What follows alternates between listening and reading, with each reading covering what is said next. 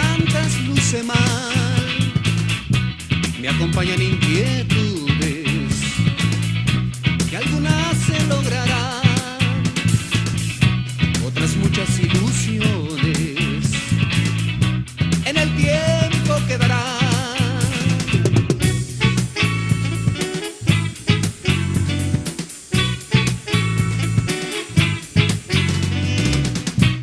Paso a paso voy dejando las vivencias del ayer en el cofre de la vida, las historias guardaré. Cada día es una aventura para ser alguien mejor, disfrutar las cosas buenas y lo malo desechar. Hola, ¿qué tal? Un saludo a todo el público, a toda la banda que le gusta el rock hecho por músicos mexicanos. Esta es una entrevista para Buscando el Rock Mexicano. Su servidor, Miguel Gallo Esparza, está aquí para dar una plática, un testimonio de toda una trayectoria musical desde hace muchos años hasta la fecha. Toda mi vida en la música empieza en 1969, cuando yo empiezo a aprender a tocar el instrumento, casi finales del 69. Y en 1970, a principios, fue muy rápido lo que sucedió en esto de la música en ese tiempo. El primer grupo que yo tuve fue La Predicción de la Madre Naturaleza, así se llamaba, ya después lo anunciaron como La Predicción en pocas tocadas que había en ese momento. Duró no meses, vamos a ponerlo de esa forma, y después me fui con otro grupo que se llamaba Los Burger, Hamburguesas del Amor, así era su nombre, y tocaban puros covers de ese entonces, ¿no? Igual obvio con el grupo primero que empecé a hacer mis minions como músico, ¿no?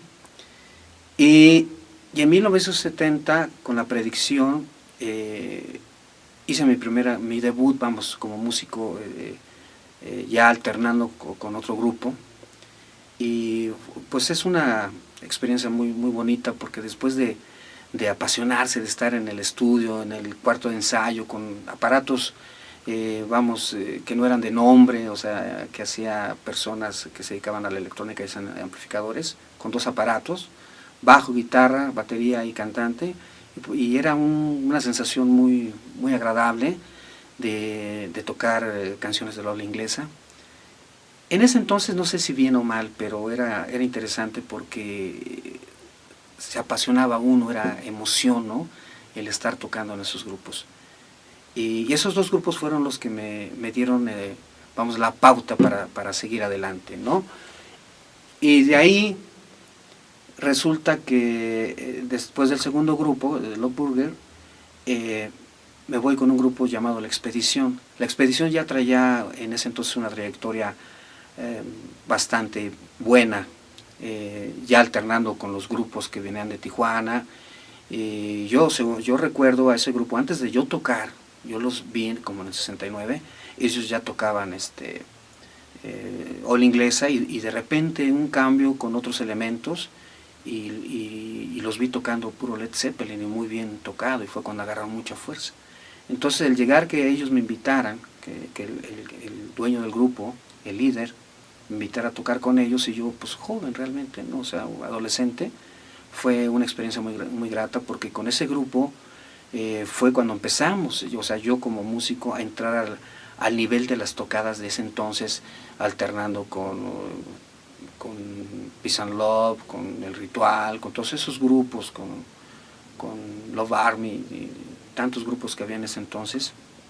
Fue muy agradable, fue una experiencia formidable, y ahí empieza realmente ya el camino profesional dentro de la música de rock, que fue muy rápido, o sea, del 70 al 71, pues para haber aprendido la guitarra a finales del 69, ya en el 70, 71 ya estar en ese nivel, pues fue maravilloso, o sea, me agradó mucho en ese entonces.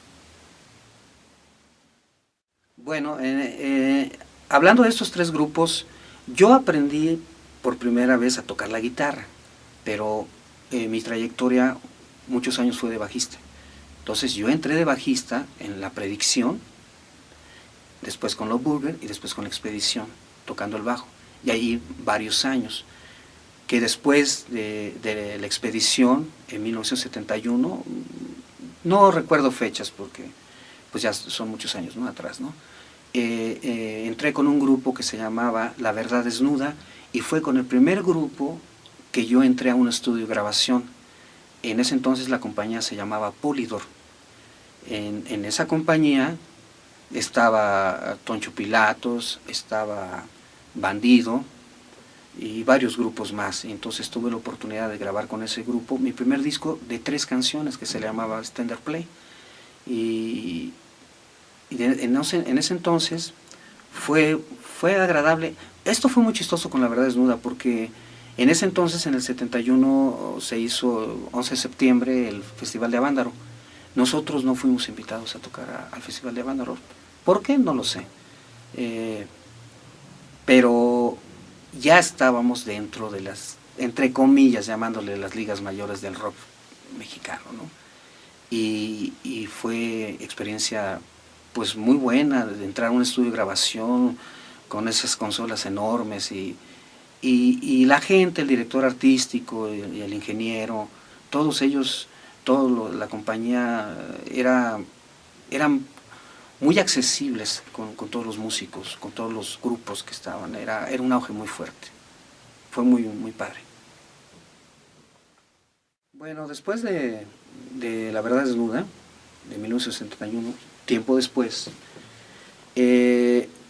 colaboré con un grupo en su disco grabando, por supuesto el bajo, llamado Ciruela.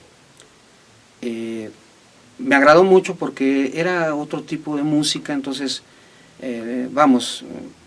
fue agradable, fue muy bueno porque uno avanza musicalmente. O sea, en ese tipo de trabajos requiere de más, ingenio, ¿no? O sea, que empieza a brillar lo que uno aprende a través del tiempo, como va evolucionando en la música. Y fue muy bueno. Ese disco fue grabado en discos RAF, según recuerdo.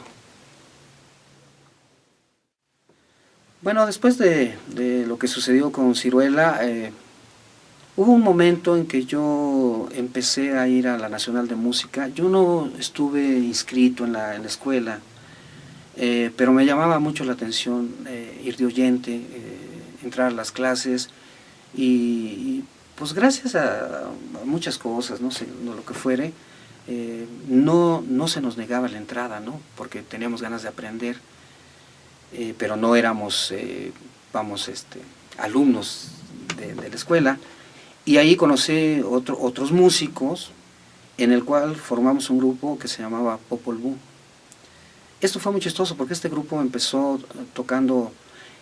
En La Expedición, cuando yo toqué, regresando, era guitarra, bajo, batería y flautista. El flautista, después en Popol Vuh, años después, tocamos juntos en ese grupo, en Popol Vuh. Pero ahí lo chistoso era bajo, congas, batería y flauta, y saxofón. El mismo flautista tocaba el saxofón. Ya después fue el primer grupo en el cual yo me pasé a la guitarra y entró un bajista, tocando música original, por supuesto. Esto de la música original siempre se me ha dado, pues gracias a Dios, de componer, y desde que empecé en la música siempre me llamó la atención estar componiendo canciones. No lo sé si sea buen compositor o mal compositor, pero el hecho es que me agrada mucho estar componiendo, ¿no? Y en ese entonces, pues, fue mi primer grupo que tuve la oportunidad. En La Expedición, cuando tocábamos original, sí compuse, pero no fue mucho. Y después de Popol Vuh, el guitarrista de La Expedición, hicimos un grupo, otro baterista, que si no mal recuerdo se llamaba Alejandro, se llama más bien, Estamos Unidos se llamaba. Y ahí sí, ya fue cuando yo entré de lleno a la composición y puse todas las canciones de ese grupo, ¿no? fueron bastantes, o sea, todo un set, vamos a poner, ¿no? Y sonaba muy bien. ¿Qué puedo decir yo, no? O sea, gracias a Dios, siempre me he exigido mucho en la música y con los grupos. A veces siento que me paso de exigente, ¿no? Pero es por bienestar de los grupos en el que uno se encuentra y por respeto al público. Es muy importante. Aquí debemos aclarar que no es tanto que seas bueno, malo, excelente músico, buen cantante, mal cantante, o buen compositor, mal compositor, sino que lo hagas a la mayor acercamiento a lo profesional. Eso es importante. Bueno, ya llegando a la fecha de 1977, más o menos a finales, pues dentro del último grupo que he mencionado, que es Estamos Unidos, obvio que hubo varios vamos, inquietudes musicales, ¿no? Con diferentes cosas, pero que no trascendieron. Aquí lo que voy a mencionar es muy importante. Yo en ese tiempo, ya para entrar 77-78, entré con los Duk Duks. Pero para esto, con los Duk Duks, yo cuando el primer grupo en el que participé, de la predicción de la madre naturaleza, que así le llamaban, que ya después le pusieron la predicción, el guitarrista fue el que me enseñó a mí a tocar. Él ya ahorita ya no vive, ya falleció hace mucho tiempo. Él me invitó a ver a los Duk Duks a un lugar que se llamaba el Maxims, que después se volvió la Mara, que no sé qué tanto, ¿no? Ahí en la Colonia del Valle. Entonces en esa tocada, pues imagínate, o sea, yo pues menor de edad, pues cómo va a entrar, ¿no? O sea, pues el chiste que sí entre, ¿no? Entonces en esa tocada tocaron Love Army, Lab Soul Division y los Duk Duks. En los Duk Duks venía en ese entonces Armando Nava y traía a Lalo, que fue baterista del Ritual, y a Frankie en el bajo, que fue guitarrista del Ritual. Y ya un tecladista, si no mal recuerdo, se llamaba Chucho, luego Jesús, algo así, no recuerdo bien. Entonces cuando yo vi ese grupo, esto lo quiero recalcar porque es bien importante, pues yo, chamaco, a mí me impresionaron los grupos, porque me acuerdo que empezaron con la canción de Teacher, de Jethro Tull. Y yo dije, yo con ese grupo voy a tocar algún día. A lo mejor ilusiones de niño, ¿no? De adolescente, ¿no? Resulta que pasa el tiempo y empiezo en la música, empiezo a tocar, y se acerca a 1977 finales. Para esto, pues nosotros éramos un núcleo de músicos que nos juntábamos, ¿no? Muchos, entre ellos un músico que se llama Billy Valle, que él tenía un grupo que se llamaba Viva México. Cuando yo lo conocí y lo vi tocar con un grupo que se llamaba Mariachi, algo así, pero más agarró su fuerza con Viva México. Después ya pues tuvimos amistad, y en una ocasión él me dice, estamos hablando de 1977, dice, oye, ¿no quieres tocar con los Duk Duks? Y yo me quedé así, ¿no? Porque para esto Armando Nava ya había grabado el primer disco con los músicos originales de Duk Duks, los que tocaban en la pista de hielo, creo que así era. Y después en trío con Cochona en el bajo, que grabó Smoke, y un tercer disco que se llama más bien, Cambia, Cambia. Y yo me quedé cuando me dijo este músico, y le digo, ¿qué? Pues es que yo sé que tienen sus bajistas. Y me dice, sí, pues vamos a ver si para que platiques, ¿no? Y sí, efectivamente me llevó con Armando Nava a su casa, y estuvimos platicando. Obvio, Armando, como todo un músico profesional, me dice, pues sí, pero yo necesito saber cómo tocas, ¿no? Para esto yo no contaba con instrumentos, ¿no? En ese entonces, a pesar de que andaba de grupo en grupo, no teníamos la facilidad de tener instrumentos propios y todo eso.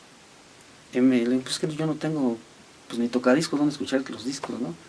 Y me dice, no te preocupes, o sea, vienes aquí, entras a donde tengo mis tocadiscos y todo, y te pones a sacar las canciones. Me acuerdo que el día que lo vi fue domingo, el lunes fui, desde las 10 de la mañana hasta las 5 de la tarde estaba ahí. Y empecé a sacar las canciones de esos 3 discos.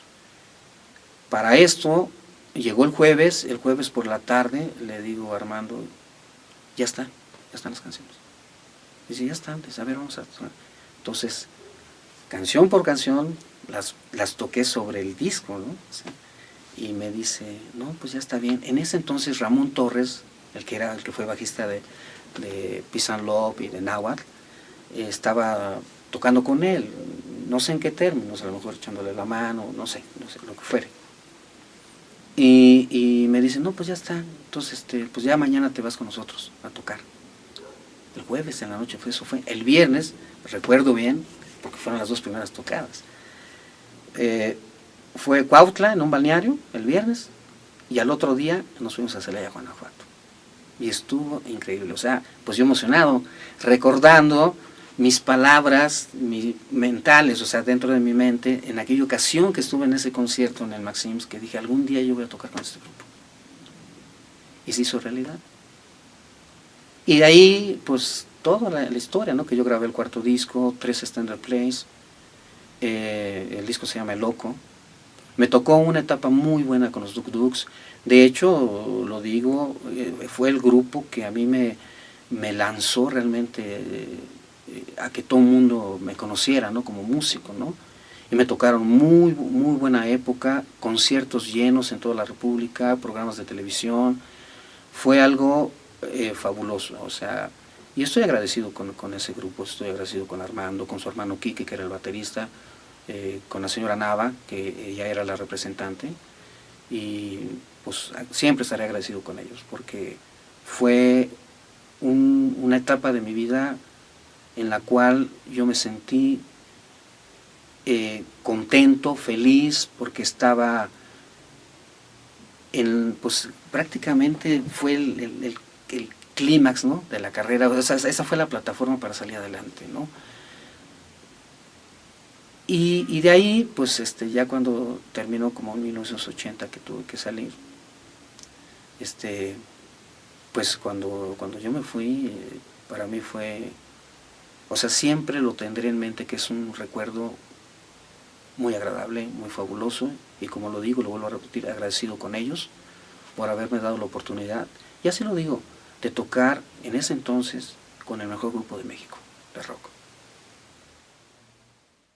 Referente al vestuario de Duk Duks, cuando yo entré con ellos, Armando ya traía la idea de tener una imagen muy diferente. Siempre Armando fue muy innovador en ese aspecto.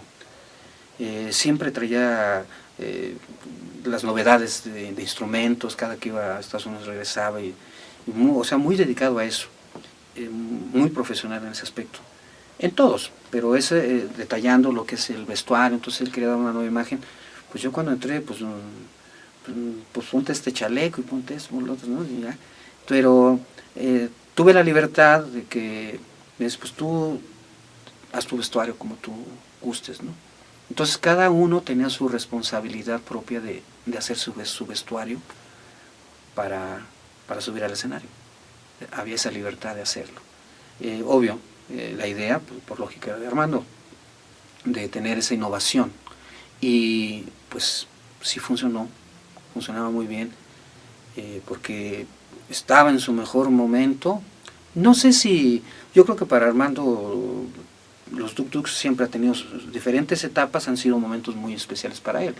Pero en mi caso, que yo integré el grupo, pues para mí fue fenomenal, ¿no? O sea, el vestuario, las botas, las luces, el humo, los conciertos, los llenos totales, en las giras donde nos presentábamos llenos totales, los programas de televisión, o sea, el que nos dieran un lugar realmente como artistas. Y eso es muy importante, pero te lo vas ganando. Obvio, yo cuando entré con los Duks, los Duk Duks ya eran los Duk Duks, o sea, ya era un grupo consolidado. Yo simplemente llegué a colaborar como un músico, ¿no? Y con la mejor disposición. Siempre, vamos a tocar, vamos a hacer eso, así, hay que hacerlo. Eso fue importante y pues gracias a Dios todo funcionó bien. Y hasta la fecha pues todo el mundo me recuerda, Miguel Gallo Esparza, el de los Duk Duks. Todos se acuerdan de eso, ¿no? Porque me identifican, ¿no?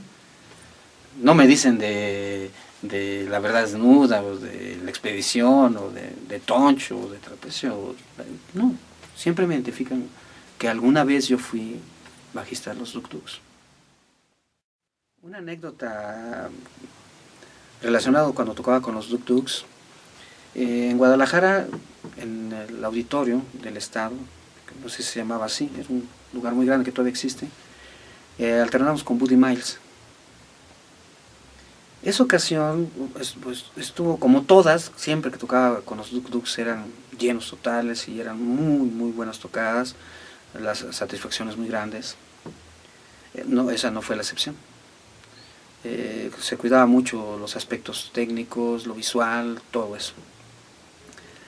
Pero una cosa que pocos saben, que después cuando terminó el concierto, pues ya pues, todo el mundo al hotel, y los músicos de Buddy Miles, todos.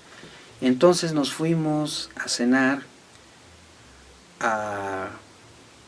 ahí a San Juan de Dios, vamos. No fue Buddy Miles, por supuesto, él estaba él es el estrella, ¿no? Pero se fue su representante y varios músicos. Es una anécdota, casi pocos lo saben. Y iba conmigo un amigo que pues, hablaba bien inglés, yo inglés no he hablado mucho. Y estaba el representante, estaban otras gentes, pues, estábamos cenando, ya era muy tarde. Y me empieza a hablar conmigo esta persona, no me acuerdo el nombre, ya tiene muchos años esto. Y que le había gustado cómo tocaba, ¿no? Yo el bajo. Y una anécdota es esta, que él me dice, ¿no te gustaría tocar con Buddy Miles? Para que toques con él. Y esto me lo estaba diciendo el amigo que iba conmigo, que hablaba en inglés, o sea, amigo común de todos, ¿no? Que me dice que si quieres ir a tocar con Buddy Miles. Son oportunidades en la vida que se presentan, no se presentan así seguidas. Sí me quedé sorprendido, ¿no? Porque yo dije, ¿pero cómo es esto? Obvio, ellos les gustan las respuestas inmediatas, ¿no? Yo digo, es que no. En ese momento cruzan muchas cosas en tu mente y pues en ese momento yo con los Duks estábamos en un momento muy fuerte. Y hay que, a los lugares donde tocas, hay que tener lealtad. Hay que ser leal. Y yo le dije a esta persona que eligiera, no, pues, que lo agradezco mucho, que se lo agradezco, pero yo estoy muy bien con los Duk Duks. Y pero es una anécdota chistosa que casi nadie la sabe. Y para mí es un halago, ¿no? Que un músico de esa, pues tocó con Jimi Hendrix, ¿no? En banda de gitanos, o sea, es otro nivel, ¿no? Que ponle que en su tiempo, en ese momento, pues ya Buddy Miles estaba más abajo, ¿no? O sea, porque su fuerza que tuvo fue cuando estaba tocando con Hendrix, ¿no? Pero ya que alguien se interese por que vayas a tocar a esos niveles, es ser un brinco más, ¿no? Pero yo pensando, dije, pues yo estoy bien aquí, y además los Duk Duks es el grupo que me llevó, y todo el mundo hasta la fecha me reconoce y se acuerdan de mí por los Duk Duks. Por eso mismo estoy agradecido con ese grupo que me llevó a otro nivel en la escena del rock mexicano. Después de esto que platico de los Duk Duks, me fui a tocar con un grupo que se llamaba la Tlatelolco Symphony, Rock Symphony, Tlatelolco Rock Symphony, y el cantante era Paco Grueso, ahí en Tlatelolco. Pero ahí fue cuando ya empecé a hacer realmente, tomar la guitarra como una responsabilidad. Ahí fui tocando la primera guitarra. Ahí tocábamos puros covers, volví otra vez al regreso a los covers. No fue como en el tiempo anterior, yo tocando el bajo, ahora tocando la guitarra, pero tocando covers. Y alguna que otra canción original de ellos, ¿no? No fue mucho tiempo. Y tocábamos ahí en Tlatelolco, en las tocadas que se hacían ahí. Para esto, después se me ocurre, en ese mismo modo, o sea, paralelo, a armar otra vez Estamos Unidos, pero ya con músicos, o sea, otros músicos, no los que había hecho en los 70s. En este caso, en la batería estaba Víctor Villarrimendi, que fue baterista de Kenny Los Eléctricos después. un bajista, un pianista, un flautista y yo en la guitarra. O sea, porque paralelamente estaba tocando la guitarra los dos. Me salgo de tocar con Paco Grueso porque pues todo tiene un tiempecito, ¿no? Y de ahí nos fuimos a Ciudad Juárez a traer un equipo de un bajista que decía que fuéramos por él y nos fuimos a Guadalajara. Cuando llego a Guadalajara, pues por lo que fuere, el grupo se deshace en Guadalajara. En ese momento, el bajista de Toncho Pilatos ya no estaba, se había salido. Entonces, ahí Toncho y Rigo me invitan a participar. Como sabían que estaba ahí en Guadalajara y el grupo se había deshecho, me dicen, ¿por qué no participas con Toncho Pilatos? Y ahí fue cuando dije, bueno, pues sí, yo toco con ustedes. Y entré con Toncho Pilatos. A ver, platícanos un poquito cómo era Toncho, alguna anécdota que recuerdes. Bueno, con Toncho Pilatos sucedió que, pues es lo mismo de siempre, o sea, hay que llegar y aprenderse todo el repertorio y echarle pues los kilos, ¿no? O sea, aprenderse las canciones. Era otro tipo de público, porque yo me daba cuenta cuando nosotros con los Duk Duks íbamos a alternar con Toncho, era muy chistoso en Guadalajara, porque había dos grupos muy fuertes en Guadalajara, que era la Solemnidad, así se llamaba, la Solemnidad, que ellos tocaban puros covers, y el otro grupo era Toncho Pilatos, pero era el público muy apasionado, cada uno tenía su público, o sea, dentro de la ciudad, y los dos eran llenos, pero eran diferentes públicos. Yo ya me daba cuenta el peso que tenía el nombre de Toncho Pilatos, ¿no? Posiblemente aquí cuando estuvimos en la compañía años después, 10 años antes, pues no se daba uno cuenta, ¿no? ¿Por qué? Porque estás en la misma compañía, tú estás luchando por escribir tu historia como grupo, pero ya cuando te das cuenta y ya estás trabajando, por eso menciono a los Duk Duks, que fue el que me sacó pues, a conocer nuevos horizontes en la música de rock en México. Y alternar con Toncho, pues me di cuenta que sí pesaba el grupo. Entonces, cuando yo entro a tocar con ellos, lo chistoso de esto que en los grupos me han tocado buenas épocas. Llegamos y tocábamos y era llenos espectaculares también, a donde fuera. Porque también con ellos fui a parte de la República, más el centro, ¿no? Con ellos, ¿no? De la República. Y llegábamos y pues sí, se veía que tenían un peso importante dentro del rock mexicano. Y de ahí, tiempo después, un año en fracción, no recuerdo bien, pues por cuestiones de situaciones personales tuve que abandonar el grupo, pero entonces yo me regreso a México y allá se sale el baterista, Lupillo, y Beto Nájera, que eran, o sea, guitarrista y baterista, se salen y me hablan por teléfono, porque yo estaba ensayando aquí con un baterista que era de Zig Zag, con César se llamaba, y con Poncho, otro músico muy bueno, bajista, que después estuvo tocando conmigo, tiempo después. Entonces, el plan de ese grupo era irnos a Minneapolis, porque Zig Zag se había ido a Minneapolis. Entonces llega el baterista, trata de armar un grupo. Entonces, en ese momento, cuando yo estoy ensayando para irme a Minneapolis, Estados Unidos, a radicar allá y a tocar allá, me hablan de Guadalajara, Beto y Lupillo, y que pues había la posibilidad de armar un grupo y había un representante, un patrocinador, vamos, para tener un buen equipo de presentación y todo eso. Entonces me encontraba en un dilema de qué haría. Si irme a Estados Unidos con el grupo que estaba ensayando aquí en México, o regresar a Guadalajara y armar ese grupo en el cual me invitaban.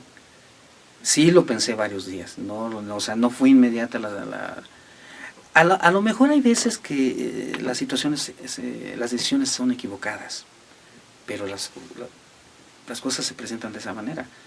Si yo me hubiera ido a Estados Unidos, a lo mejor nunca hubiera regresado, porque los músicos de Zig Zag cuando se fueron jamás regresaron, se quedaron allá, ¿no? Bueno, la mayoría, ¿no? Eso según sé, no lo estoy afirmando. Pero yo como músico dices, pues ¿dónde está realmente el mercado, no? internacional de la música. O es en Inglaterra o es en Estados Unidos. Pues yo decido regresar a Guadalajara. Sí, y ya me presentaron a la persona, un señor que iba a ser el patrocinador. Y nos fuimos a Los Ángeles a comprar el equipo. Ya sacamos los papeles de todo ese rollo y vámonos a Estados Unidos a comprar lo que teníamos que necesitar para poder trabajar. Y ahí armamos el grupo realmente en Los Ángeles. Y nuestra primera tocada de trapecio ensayamos en la casa del baterista de un grupo que se llamaba Why Not. Estaba Raúl, no recuerdo el nombre del baterista. Y nuestra primera tocada fue el 4 de julio en el este de Los Ángeles. ¿Qué año? En el Lincoln Park. Ahí tocamos el 4 de julio. ¿De qué año? De 1982, 81, no recuerdo, pero ahí fue la primera tocada. Y estuvo bien porque a mí me sorprendió cómo son los que organizan los eventos. Pues llegamos al parque con nuestro equipo y pues no había nada. Eran como las mediodía. Pero ya para la tarde llegan las plataformas en los trailers. Un trailer lo bajan y es un escenario. Ya dicen, pues suban sus cosas. Ya toca. O sea, me sorprende, ¿no? Porque pues realmente pues la cultura de rock es sajona, ¿no? No es mexicana. Nosotros la adoptamos. Pero no hemos sabido adoptarla hasta la fecha porque de hecho el rock se hizo en Estados Unidos y Inglaterra lo tomó como parte de su cultura y ve, o sea, lo formidable que son todos los grupos que han salido de Inglaterra, ¿no?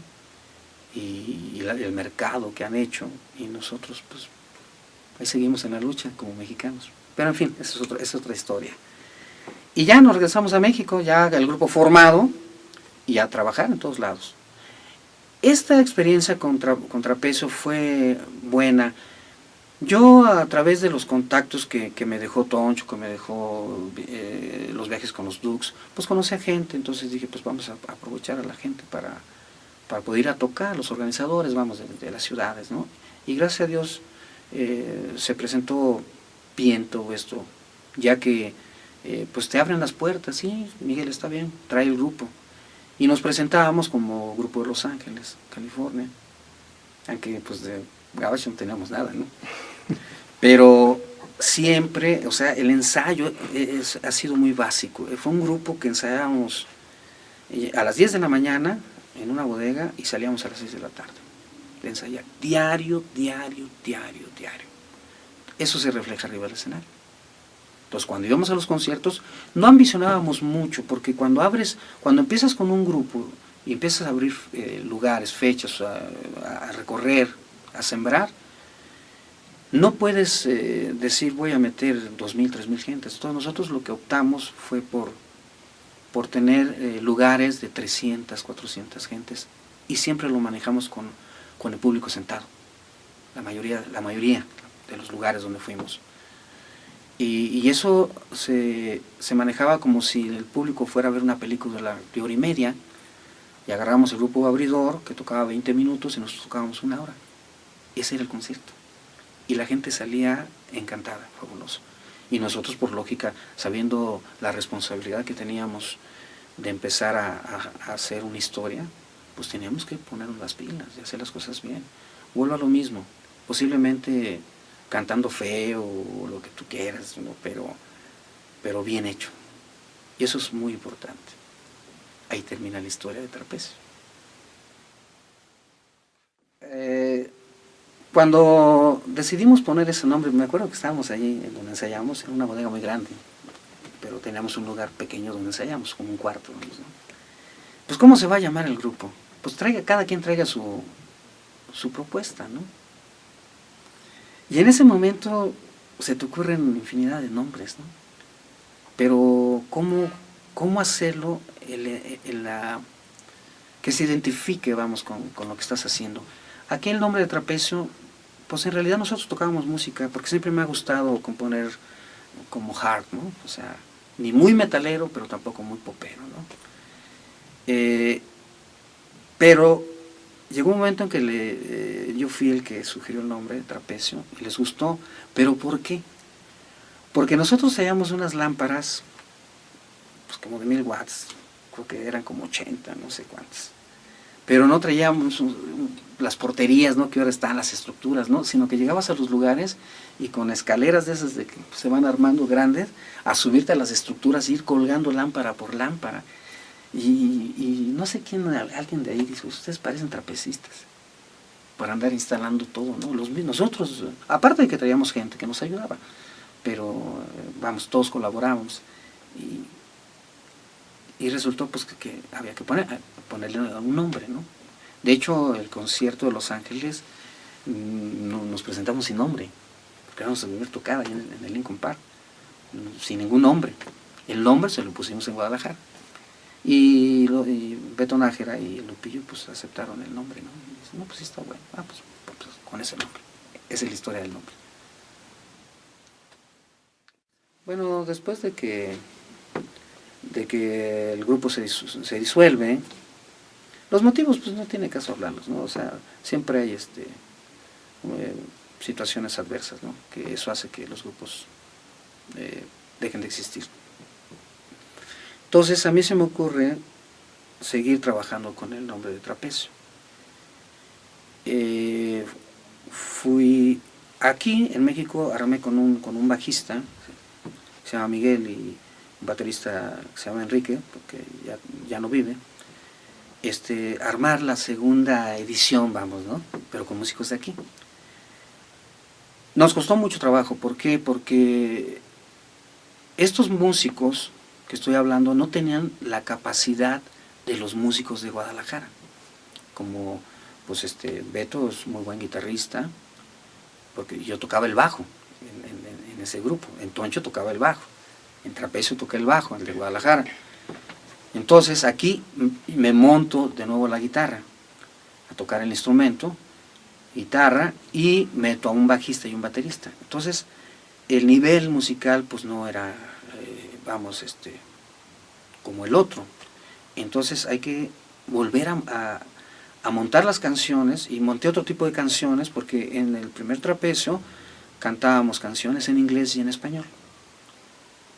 Y aquí fue pura música en español. Entonces la música se tiene que montar al nivel de cómo trabajan o cómo tocan los músicos, su nivel, o sea, hay que adaptarlo, las canciones, ¿no? ¿Y cómo se puede adaptar las canciones? A base de ensayo. Y el ensayo ha sido bien básico, igual de la misma manera, entrar a las 10 de la mañana, salir a las 6, 7 de la noche, con su hora de comida, como si fuera un trabajo. Y ensaya, y ensaya, y ensaya, y ensaya. Llegó un momento en que el grupo, sí, salíamos a tocar tocaditas así, vamos, como lona de caseras, ¿no? Pero llegó un momento que dije, bueno, ya hay que pues darlo a conocer, ¿no? Y invitamos a José Luis Pluma, en ese entonces era el director de Conecte. Sí, tuvo la amabilidad, él y otras personas, de irnos a ver. Y al escuchar al grupo, José Luis le gustó mucho el grupo. Se le hacía una música que me decía, él me comentó, así me dice, ¿sabes qué? Con esta música creo que no es para México. Con este tipo de música es para que se difundiera en Europa y todo eso, como la composición. Pero él nos dio mucho apoyo en la revista, nos sacó contraportadas, varios reportajes, porque le gustó.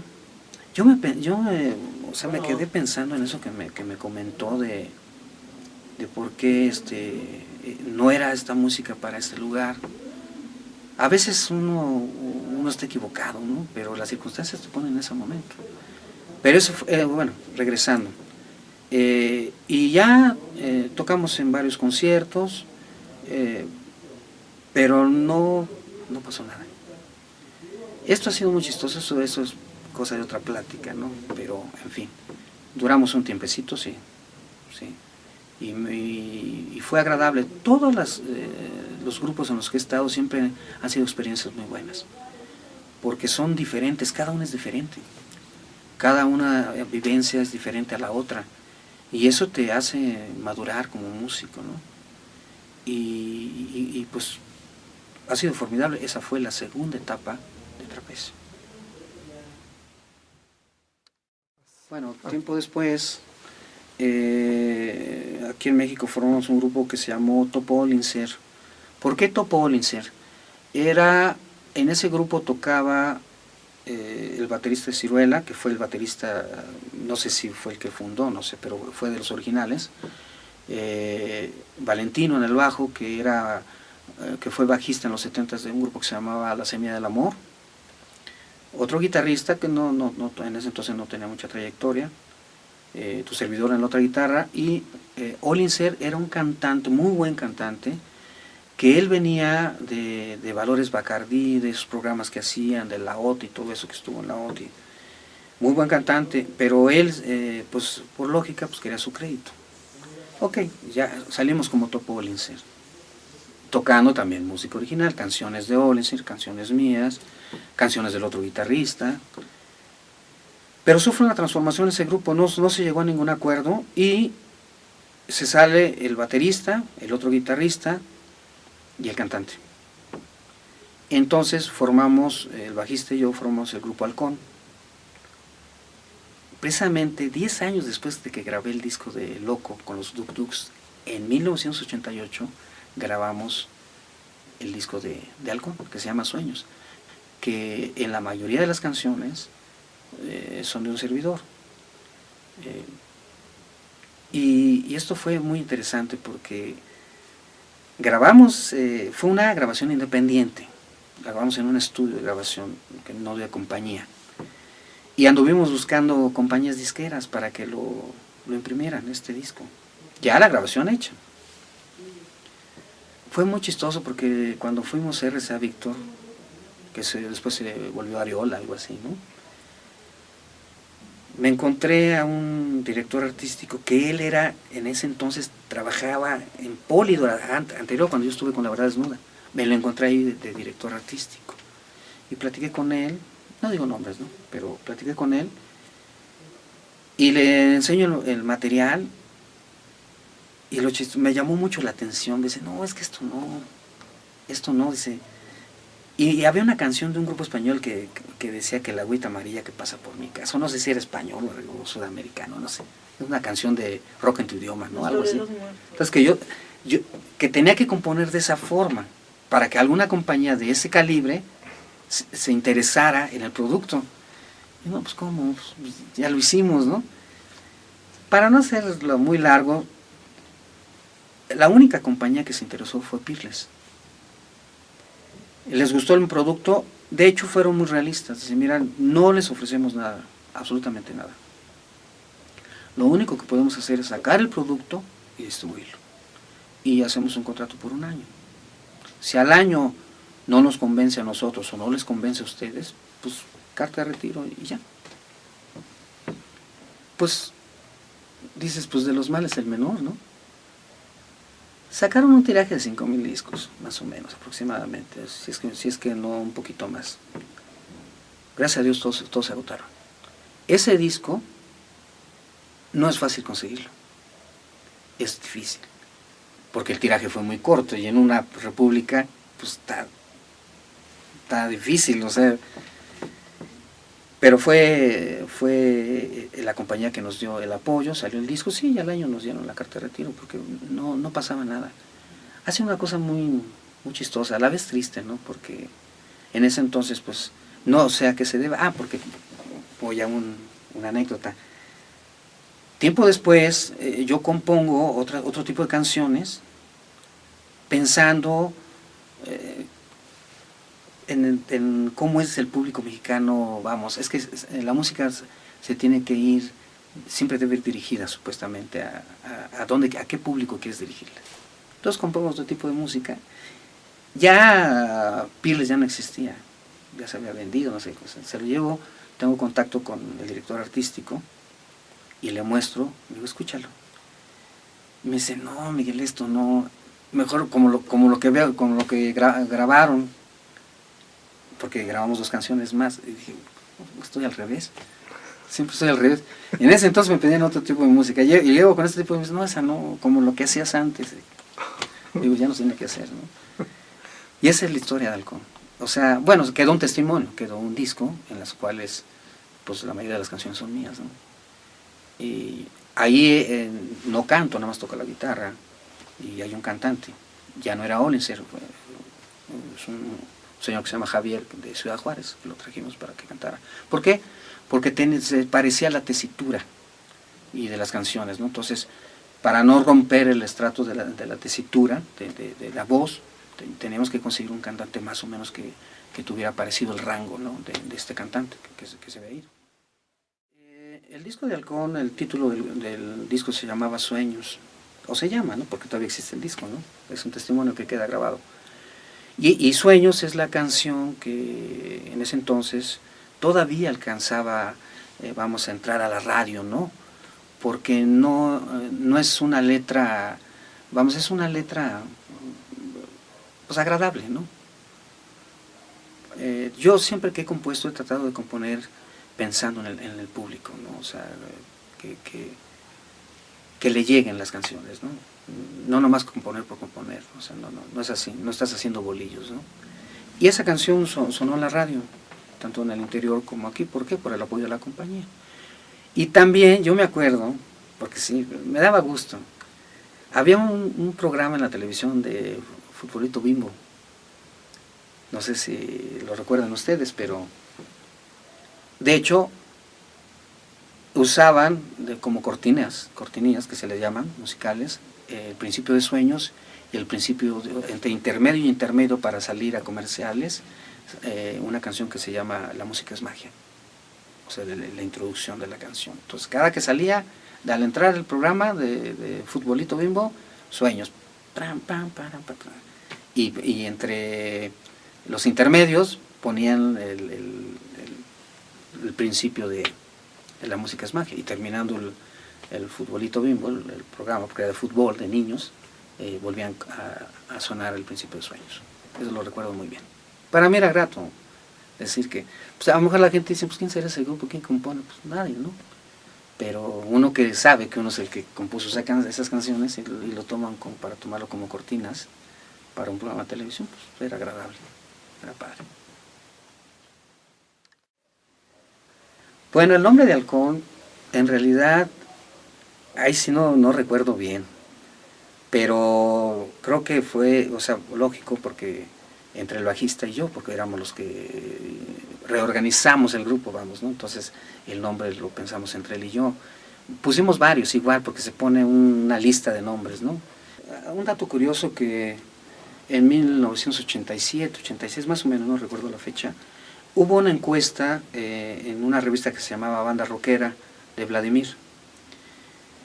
Esta encuesta fue hecha por músicos, o sea, a los músicos les preguntaban quién era para ellos el mejor guitarrista, el mejor bajista, el mejor cantante, el mejor baterista, eso. Y dicho por los mismos músicos, pues su servidor se llevó como el mejor bajista en ese tiempo.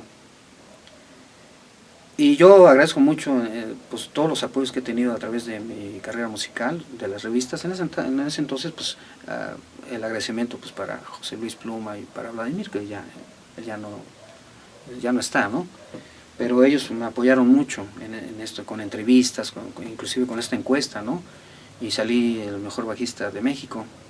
Y hay un póster que sacan como el mejor baterista, el mejor guitarrista, el mejor cantante y el mejor bajista. Aquí lo voy a mostrar. Y su servidor pues queda como el mejor bajista. El grupo ideal, como si fuera como aquí está Ricardo Ochoa, Mariano Soto, Kenny, Wizard, cantando, ¿ya? Como cantante femenino y masculino, y su servidor en el bajo. Este era el grupo ideal en ese entonces, pues para los especialistas de la música. Este era que les hubiera gustado que un grupo tuviera estos elementos juntos. Es interesante, es una anécdota, ¿no? Que pasa, ¿no? Y pues así fue las cosas de las encuestas, y pues estaba yo muy metido en esto. Pero lo chistoso de esto, que ya no tocaba el bajo en ese entonces, ya tocaba la guitarra. De hecho, yo lo digo sinceramente, hasta la fecha yo sigo aprendiendo en la guitarra, en los instrumentos. O sea, en la música nunca se deja de aprender. Cada día son cosas nuevas, el instrumento te pide más dedicación, y sigo aprendiendo aquí. Bueno, ya después de lo de Halcón, yo decidí hacer un paréntesis musical y dedicarme a componer otro tipo de canciones, otro tipo de estilos, de géneros musicales. Y vuelvo a retomar el rock, tratando de hacer, con el nombre de Popol Vuh, hacer otra vez el grupo, ¿no? Entonces meto a un bajista y a un baterista, Toño y José Juan, que apenas empezaban a aprender prácticamente, ¿no? Y ya pues otra vez es empezar desde abajo, empezar a hacer la música y avanzar.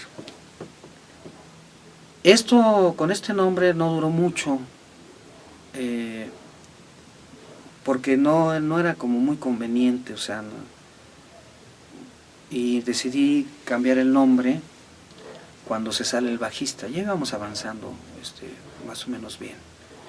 De hecho, hicimos una grabación en un acoplado que Juan Hernández nos hizo el favor de invitarnos. Juan Hernández y su banda de blues. Hicimos 2 canciones que me comenta que puede ser una canción urbana y cosas así. Le digo, sí lo puedo hacer, ¿no? Entonces hice una canción que se llama La Chava Flechadora, que todavía hasta la fecha lo toco, y otra canción, una balada a mi estilo que yo trato de hacerlo, que se llama Horizontes. Entonces cambio, se sale el bajista y entra Poncho, un excelente bajista, él también partió de este mundo. Y decido cambiar el nombre, y le puse Líquido Vital. Esto estoy hablando ya de muchos años atrás, y con ese nombre empezamos a montar música con más exigencia, porque el baterista, José Juan, ya había avanzado en el instrumento, y el bajista que entró, Poncho, pues muy buen bajista, entonces le exigía más al baterista, y las canciones exigían más, y empezamos a entrar a otra dinámica, bastante, y el grupo empezó a sonar muy bien. ¿Por qué son las cosas? Pues de repente ya el bajista se sale, en ese momento también pues el baterista dice, no, pues yo también me voy, ahora empieza de nuevo.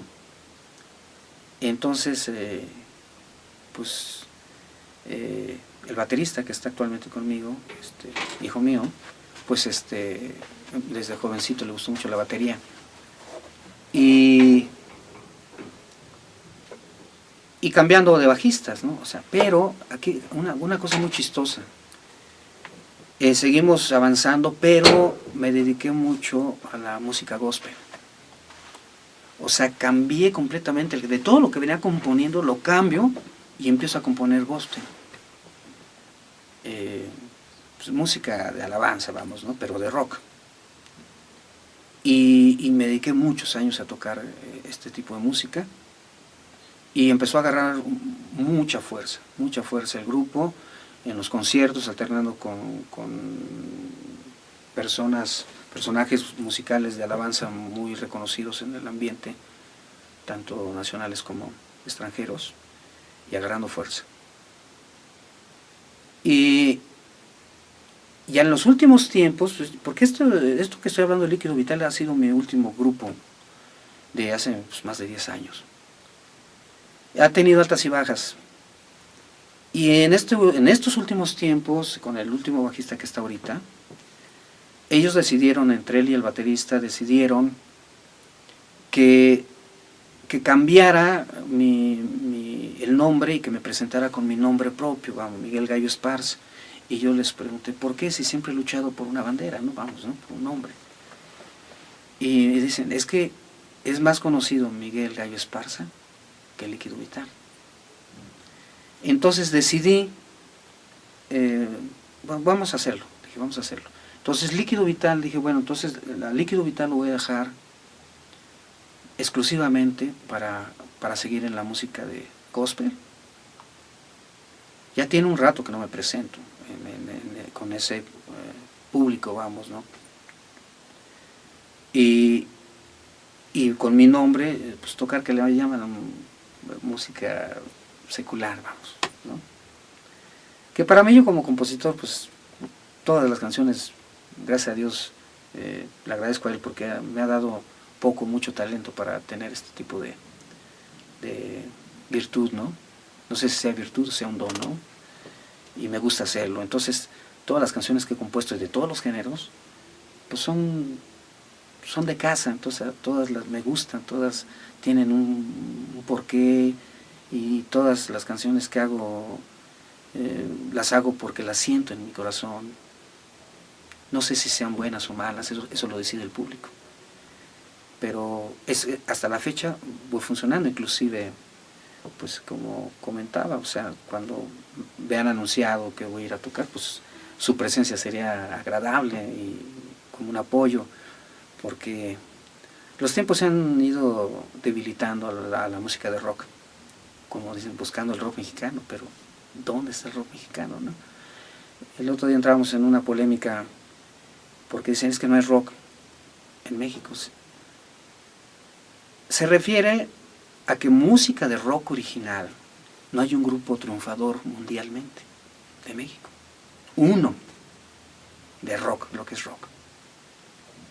Porque no hay que confundir una guitarra con distorsionador y que sonando y que sea rock, ¿no? Y luego como se ha hecho muchos géneros musicales, pues ya no sabes ni cuál es la esencia del rock. Y pues las oportunidades son pocas. Hay mucho músico muy bueno en México, muy buenos jóvenes que vienen empujando fuerte. Bandas, pues yo creo que hay muchas, ¿no? Pero realmente una competitiva a nivel mundial, no lo creo que haya. A lo mejor estoy equivocado. Y pues industria de rock en México, de veras no hay. Eso es bien sabido, ¿no?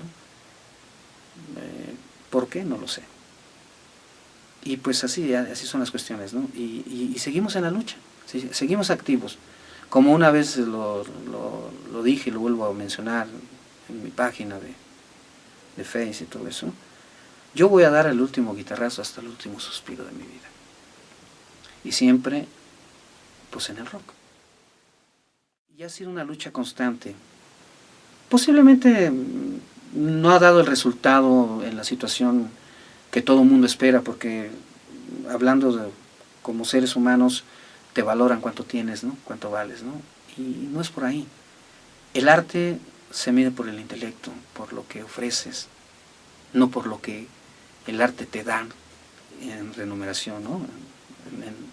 En una devolución económica, no, así no es.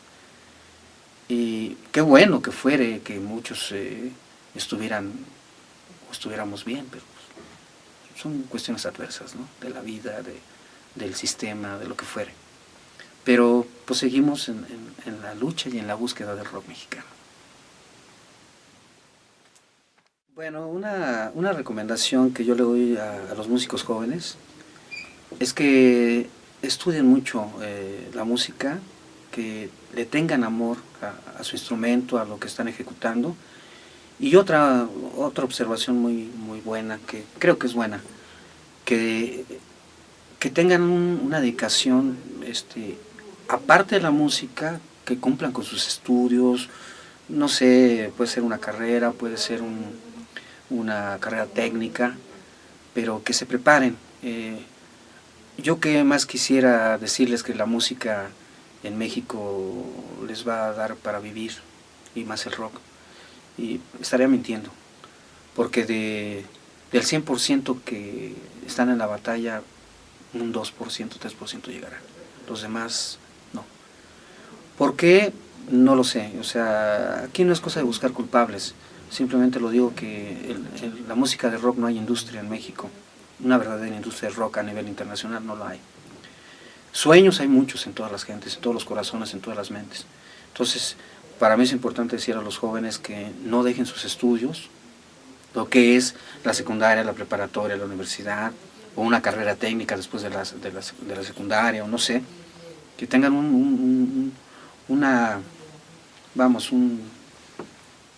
algo en el cual se puedan sostener su vida y que la música pues que sea paralela y que le echen todas las ganas. La música es hermosa como cualquier arte, ¿no? Como un pintor, como un escultor, como un actor. Pero sí, a veces es triste que México... yo el otro día lo dije, pero lo vuelvo a decir. De repente siento que México es madre de los extranjeros y madrastra de los mexicanos, por las situaciones que se le da más preferencia a los extranjeros. Todos los artistas extranjeros que vienen, sean de balada, lo que sea, es que México es la plataforma la que me llevó al éxito, todo eso, y los músicos de México y todos los dicen, pues ¿qué pasó con nosotros? O no lo hacemos bien, nosotros los músicos somos culpables, que las compañías disqueras, que la radio no tengan el apoyo para uno, o tienes que tener unos padrinos, no sé, no sé qué puede hacer, ¿no? Pero precisamente por eso, pues, que se preparen en la vida, y que la música la tomen de todo corazón, que la amen, que toquen su instrumento lo mejor que puedan, que se dediquen, vamos, con una pasión, ¿no? Pero que también tengan en mente que su carrera en la vida tiene que ser preparada y que estudien, que se preparen una carrera que les va a dar de comer para su hogar, su familia y todo esto. Y otra cosa también importante es que a los grupos, al público en general, los apoyen, sean jóvenes, sean adultos, mayores, músicos, que los apoyen.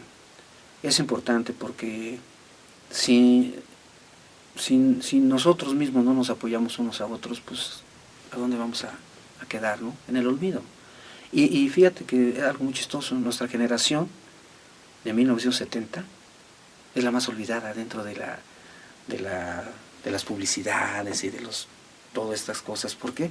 Porque cuando mencionan rock, mencionan a los rock and rolleros de los 60s, que hicieron su historia, y de ahí se pasan a rock en tu idioma de los 80s. Y todos los músicos de los 70 quedan en el olvido, en la cual pues yo pertenezco de esa generación, ¿no? Cuando empezamos, ¿no? Y yo me doy cuenta cómo se olvida a esa generación. Y yo pienso que esa generación es, después de los rock and rolleros de los 60s, los de los 70s fueron los que pusieron los cimientos para que los grupos de los 80s que salieron en rock no tuvieran ese auge. Pero es el eslabón perdido del rock en México. Y pues los invito a que me sigan. Tengo en mi Facebook, es como Miguel Gallo Esparza. Tengo un grupo que también se llama Miguel Gallo Esparza Stoner Rock. Y tengo mi página que se llama Líquido Vital.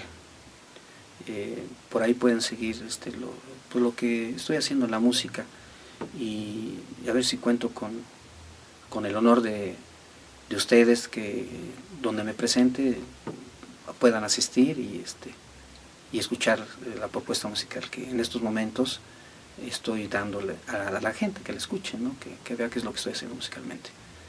De todo corazón, vuelvo a repetirlo, un agradecimiento grande a Buscando el Rock Mexicano. Y pues, como dicen, el rock es cultura, y que vive el rock and roll.